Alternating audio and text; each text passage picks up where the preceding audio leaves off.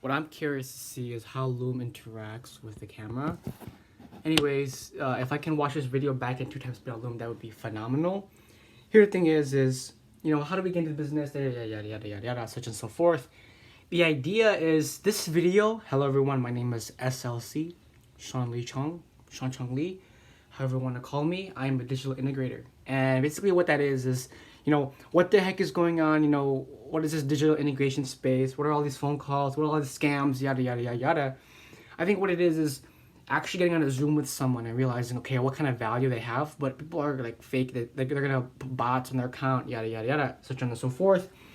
Really, you just have to like figure out, similar to the NFT space, the Discord chats are genuine. So like, yes, hello, I am Sean. I run a digital integration agency and SLC SMMA on Facebook pages group. Anyways, what I wanted to talk about was what the hell is making money online? What the hell is scaling online? What the hell is a yacht? What the hell is Airbnbs? TikTok business, all this bullshit, right? What it is the internet changed everything. So give me a piece of paper and I'll explain why the internet changed everything. So here I have my notepad from college, and basically if we're gonna talk about what businesses and what the internet and how internet changed everything, picture it like this. Back then, where's my marker? If I wanted to ask a client to, hey, please buy my deal, I would have to send a pigeon, I would have to send a boat, a ship, I would have to go like 2 months on a boat to go say, hey, here's a pound of gold, can you please sign this contract? And what happened is the person would have to travel from point A to point B just to sign the contract, right? So let's say at the bottom there's a place to sign the contract, right? So this is back then, right? It took 2 months, right? It took 2 months for someone to get to a location just so then they could do this, draw a line on the bottom and say, yes, I agree to the contract, and then they would sign it.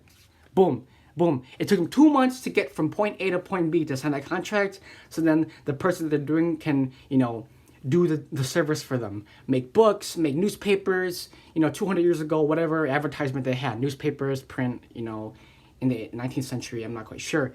Anyways, what I am trying to say, the internet changed everything. Now, instead of having to write down, yes, yes, I want to do the product with you, all they have to do is go on DocuSign, type in a couple letters, send it, and boom, they sign a contract. 1.5 seconds, right? Took 1.5 seconds, took 1 second literally just to send it immediately, and then the person can sign a contract digitally, and then boom, let's do the service together. Now, the reason why video is way better is because when you read a mundane copyright, long-ass, 20-page bullshit contract, there's the if one thing happened, we had to give all the money back. If one thing happened, we need to credit all the money back. If one thing happened, yada, yada, yada. The reason why video is very, accessible and much keener is you can listen in the background. You can see my hands. You can see, hey, Sean's a real person. Like, I'm not talking to a bot, right? And so I think instead of, writing this long-ass contract, and the terms and the conditions, those are all important. I'm not saying I don't have a 30-page contract. I need to have one. I'm a business owner, right? I'm not saying I don't have a 50-page contract, a 100-page contract, yellow pages, right? It's not that I don't have them. I have them, right? But like essentials, bare minimum, prospects, whatever. We're trying to scale to the moon, right? To Mars. Elon Musk trying to get to the Mars. Elon Musk is trying to get to the Mars, right? He's trying to get to a different multiplanetary situation. We don't have time for BS, right? So cut the BS. Nowadays, the contract, right, in a couple months, a couple years, right? The blockchain, the NFT space, right? Video format. The contract is going to be a video. So instead of me having to send, where's the piece of paper? Here. Give me something like here. Instead of me having to send, a whole contract that's, a small book. Here, read my contract, right? Here's a small book. This is the contract now. And then the same idea. The signature, instead of this, transformed to typing on a computer, that's going to disappear too. The contract is no longer gonna the world has changed. The internet changed everything. And now because of COVID, the virtual reality platform has changed everything. The blockchain changed everything.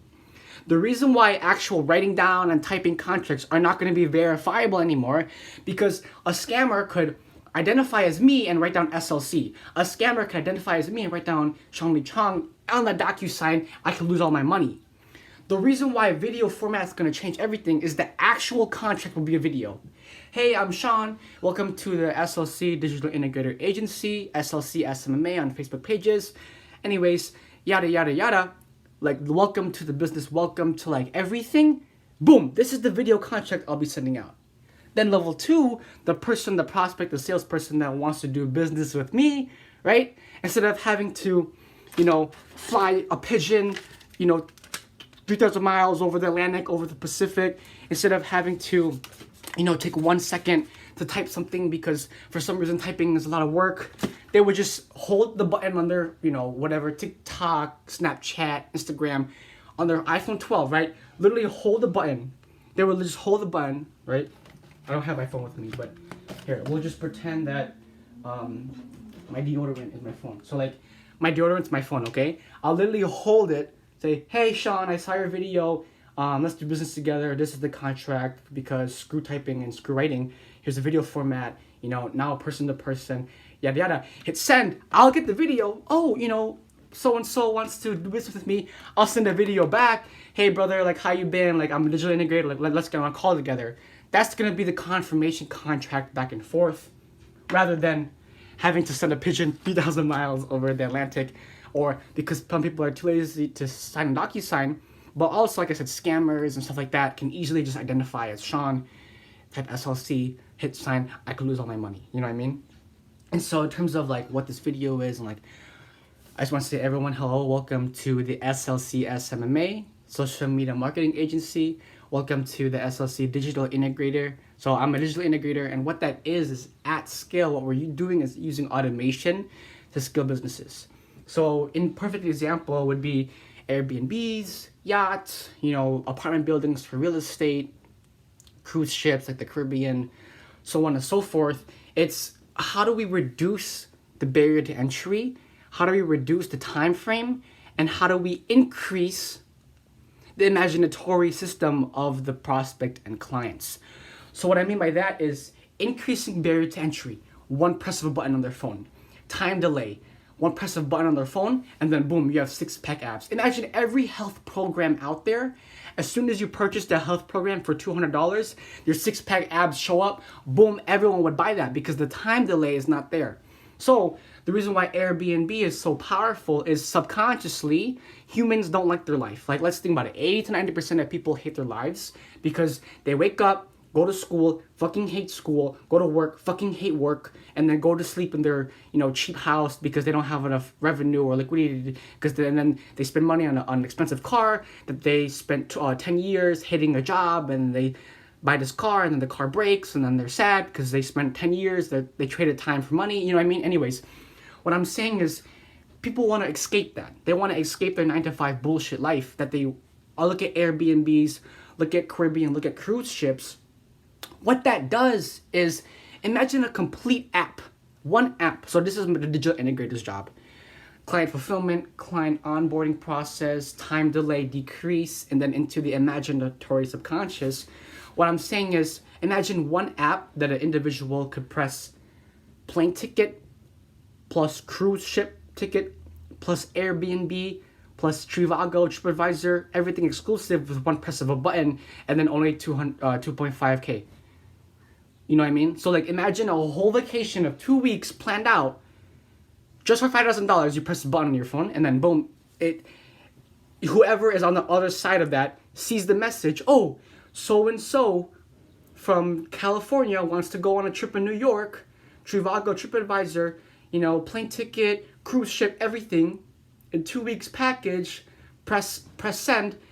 Hello, confirmation email. Congratulations on your 5K purchase of the next best experience of your life. And then the person's excited because the value of imaginatory. Yes, I get to escape my bullshit 9-to-5 job. Yes, I get to leave my life, right? So then what happens is people are willing to trade, all the time that they invested, all the money into having a great vacation. So digital integration is important because at scale, thousands, hundreds of thousands of people want this, right? Client fulfillment. Hundreds of thousands of people want to scale their business. Hundreds of thousands of people are below their profit margins of where they want. Even having 25 plus profit margins of your revenue is crazy. Think about it. If there was a CEO that made, $10 million a month or $10 million, a year or whatever, plus 25% profit margin is insane. And it's hard to get to that point because the CEO is just burning fires all day. Small emails here and there, like, CEOs are just like, it's just putting out fires all day long. The client wants to, do a cashback. Client wants to yada, yada, yada. Because there's too much confusion. What automation allows us to do is over-deliver. So let's say Zapier, Linktree, HubSpot, MailChimp, Slack, all the customer relation managers, what we'll do is just automate everything. So when clients have questions, we'll just send them like FAQ, and the FAQ would have like 1,000 questions. Literally every possible question on the FAQ. What does FAQ even stand for? Frequently asked questions. What is digital integration? Yada yada. Even down to like, hey, how could I improve my health? That could be like the 999th point. Want to improve your health? Become a digital integrator, right? And so, get better sleep, drink water, such and so forth. But what I'm saying is, why is that important? Is the market doesn't give a fuck about anybody. Like, I understand, like, talk about language, talk about like, the way we talk. If you really think about it, the market, like holistically, the world, in terms of money and revenue and profit, the market doesn't give a fuck about who you are. Alex Hormozy talked about this. What he said is success is colorblind. It's the same as cancer. Cancer is colorblind. Anybody can get cancer. Success is colorblind. Anyone can be. You can be an absolute asshole and like call everyone like just be so stuck up, so like just push everyone else around you down. Be super negative. Just be like, oh, no one else is as good as the most narcissistic, most asshole like person out there. But you do the actions of networking and promoting your merch, networking and promoting a vitamin or a product. So as a person, the individual could be a complete bitch, right? A complete asshole.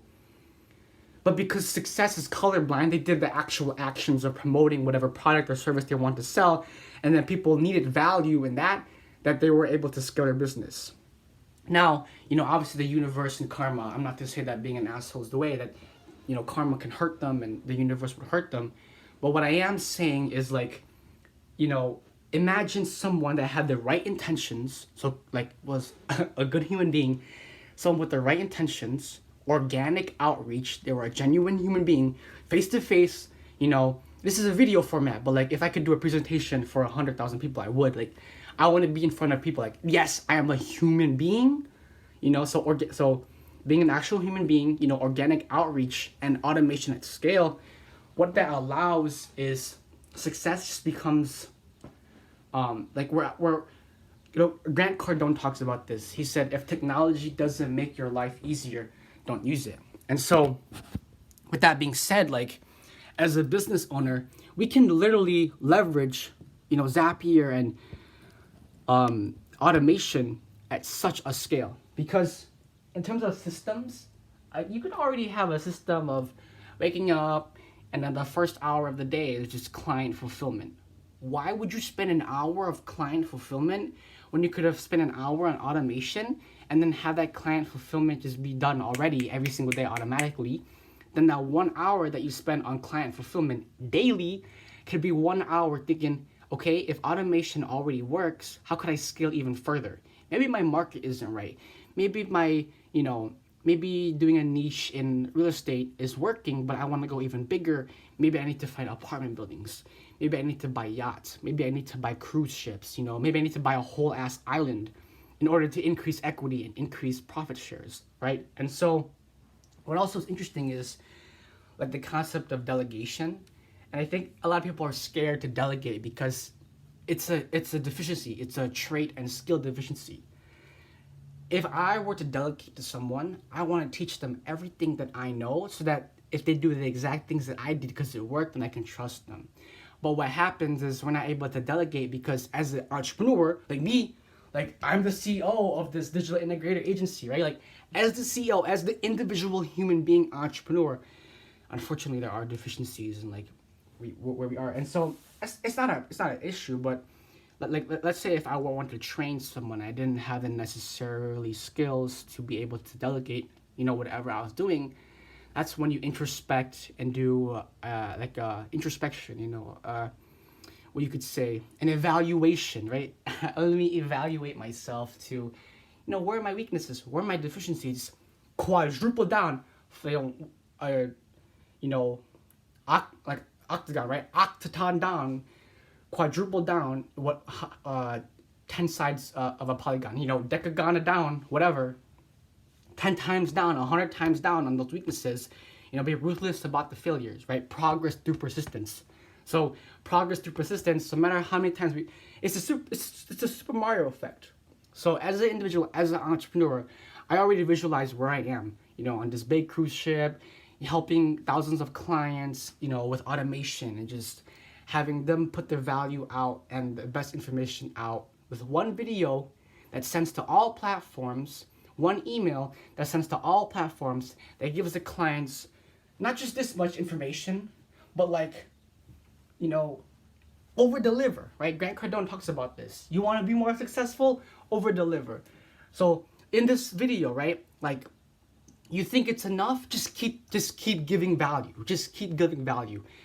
Tony Robbins, he talks about this. Tony Robbins with an S at the end. Tony Robbins talks about this. How do I increase generational wealth to have a business that would last 1,000 years? Even Grant Cardone talks about this.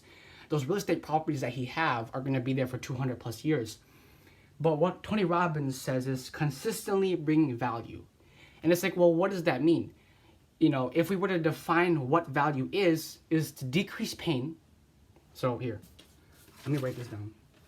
So if we're talking about what value is, okay, it is to, one, decrease pain. So let me write this down. So value. So decrease pain, okay. Number two, decrease the time it gets to decrease pain. So decrease time. Remember earlier the idea I talked about, the Airbnbs, you only have to press one button on your phone and then boom, you lose $5,000. I get $5,000, but the whole system is there for you. You decrease pain because you're going to be able to escape your 9-to-5 bullshit job. Decrease the time, it only took one press of a button. And then finally, the desired outcome.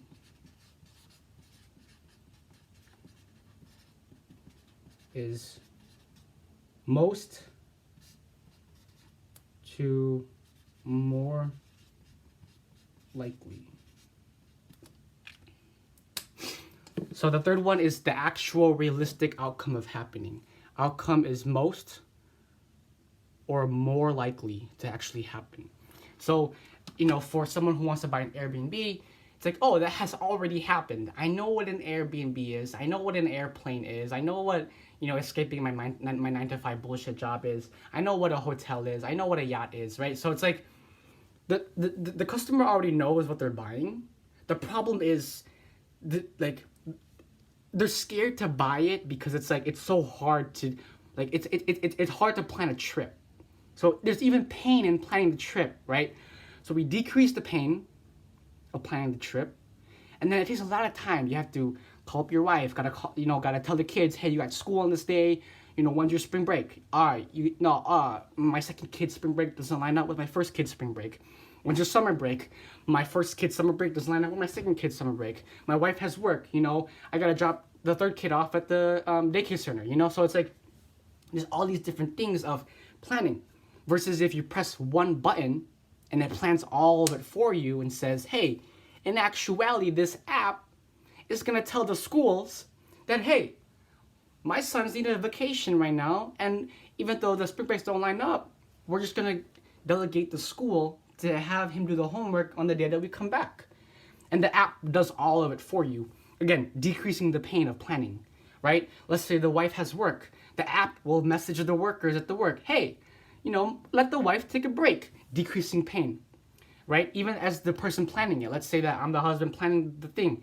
I have to look at all the hotels in the area, look at all of the boats all the yachts in the area, versus the one single app or that we're creating. Like Caribbean has an app. Why Caribbean doesn't just work with American Southwest? Why doesn't Caribbean work with Trivago? Why does the Caribbean work with TripAdvisor? That all the companies can merge together and then call it the Yes app, the Escape 9 to 5 and Go on Vacation app. Call it the Vacation app.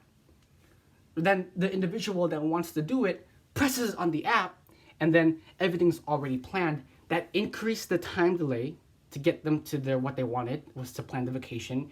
Increase the pain of planning, so then they don't have to message all the school teachers, message their workplace to take work off, message the daycare center, right? Decreasing the time delay, decreasing the pain, and then finally the desired outcome, which is a bomb-ass time on the Caribbean cruise ship, a bomb-ass time on a yacht.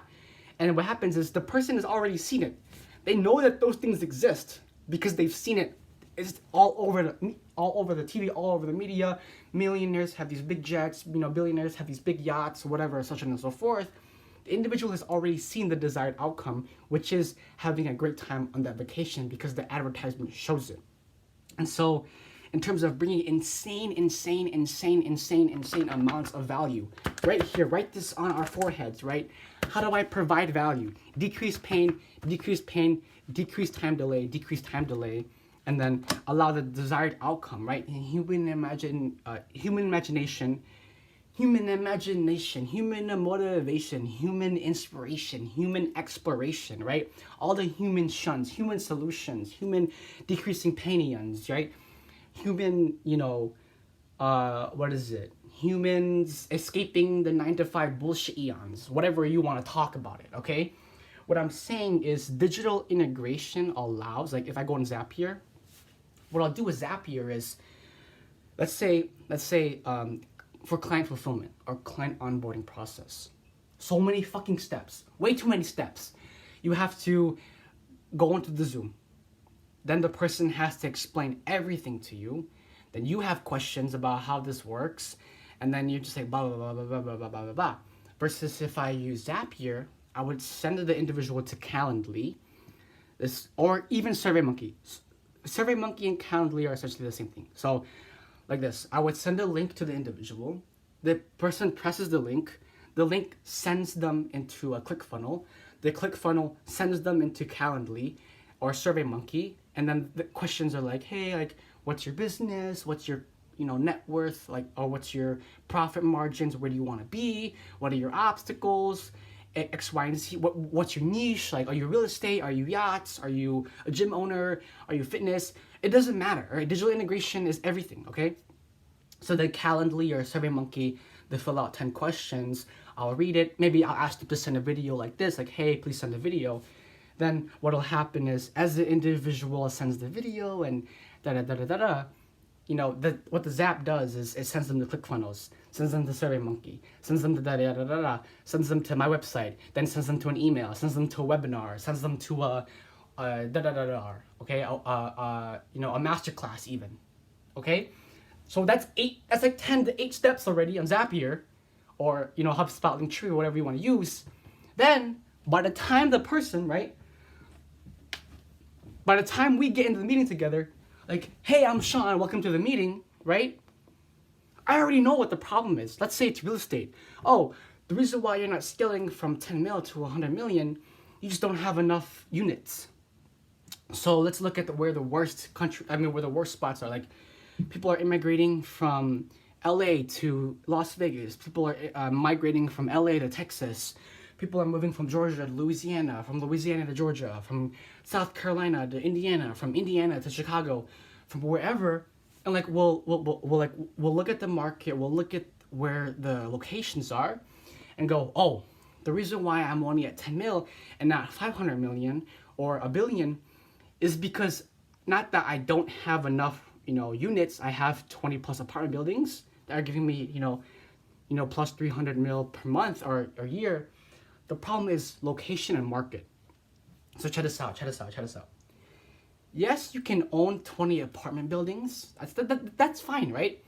The only way to get to, from 300 mil to 1 billion is to just increase apartment buildings. Yes, that's true.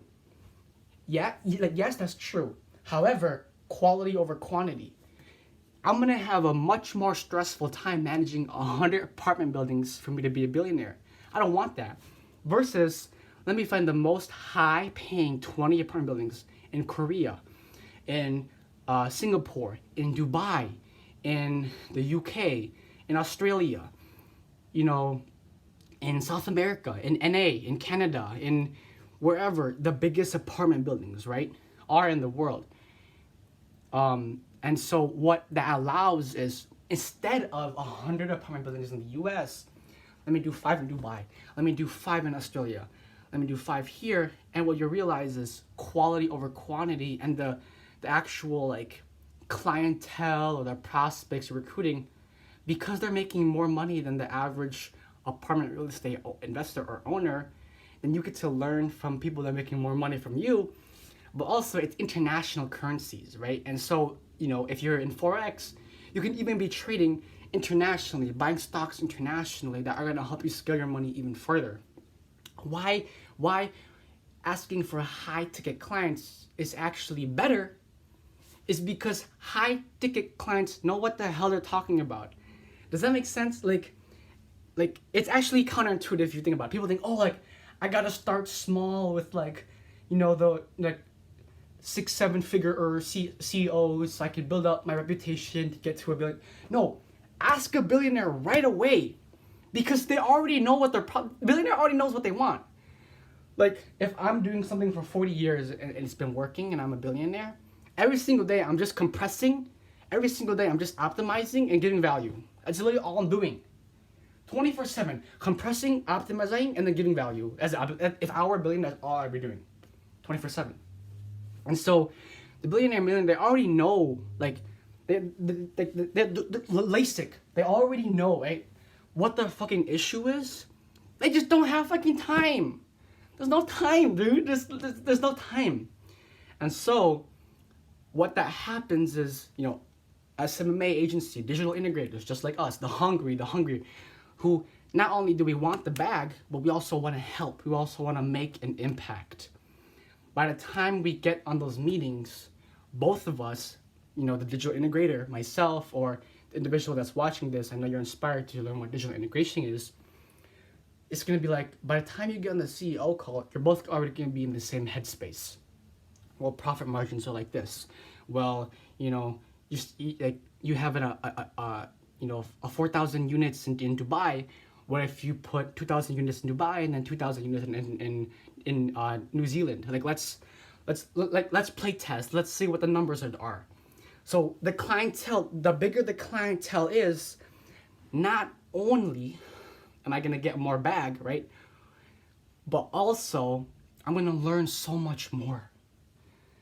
Like, I don't want to get on a call with a 6-figure earner and they're still picking up scraps and they're still optimizing. Like, let me get with someone that already is in the business and they're just they're learning about how to automate and how to digital integrate.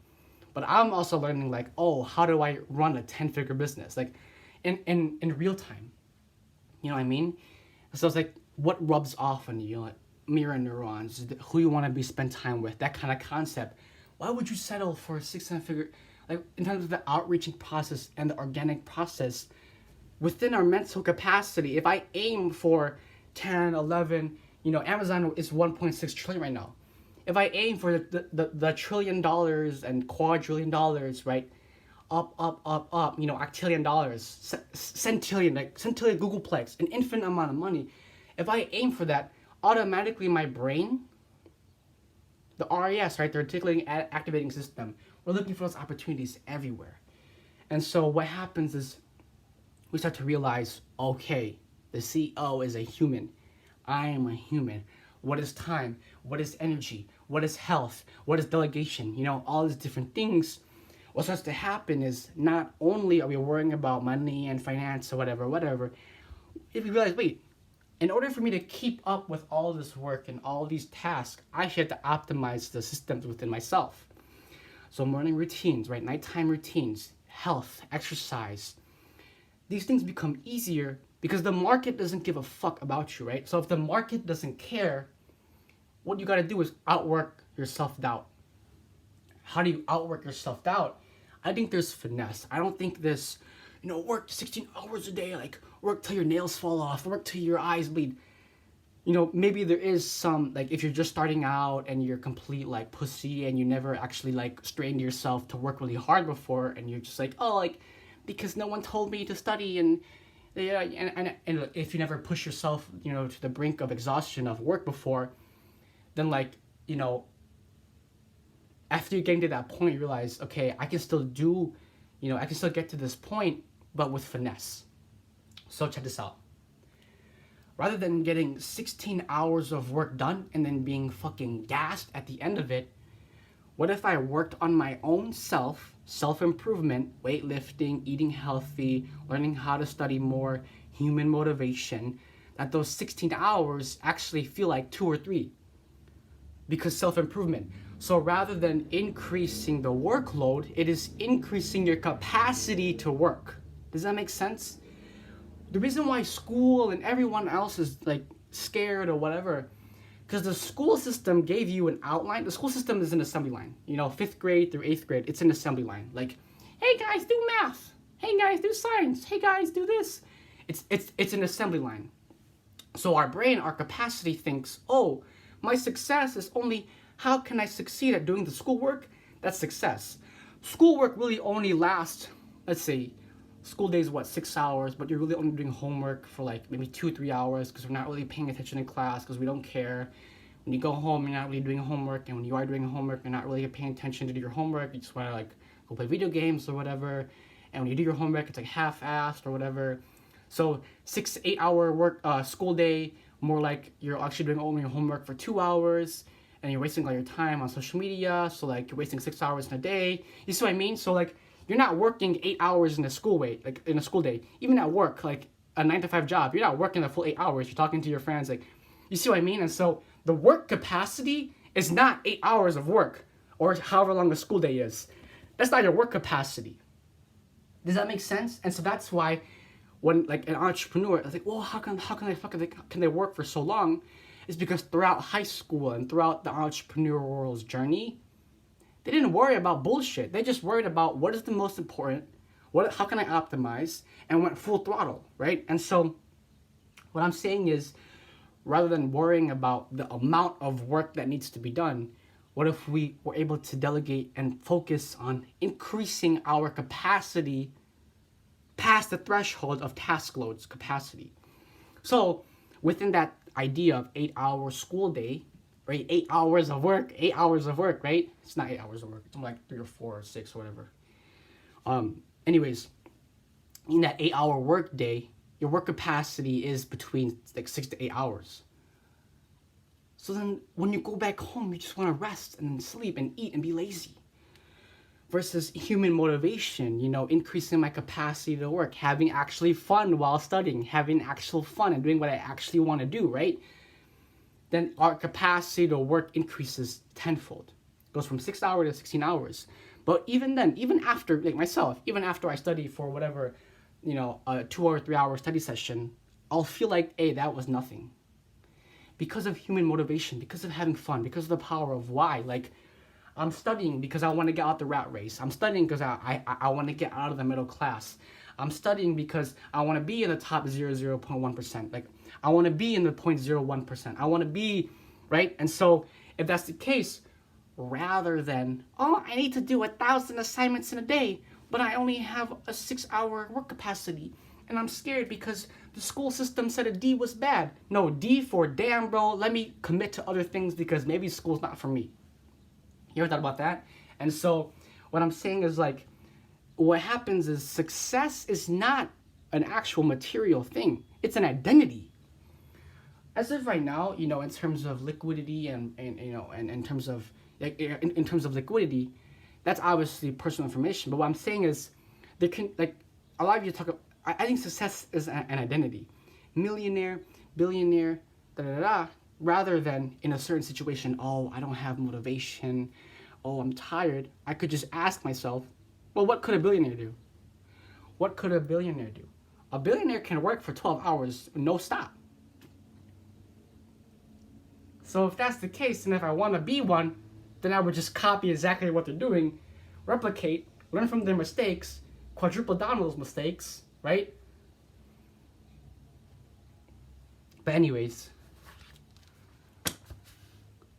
I'm gonna leave everyone with this. It's a very long video, but there's hella content in this. And this is all free. Like, this is literally distribution at scale. So here you go. Value, decrease pain, value, decrease time it takes to decrease pain, value, the desired outcome is most or more likely. So we need to get all of this in.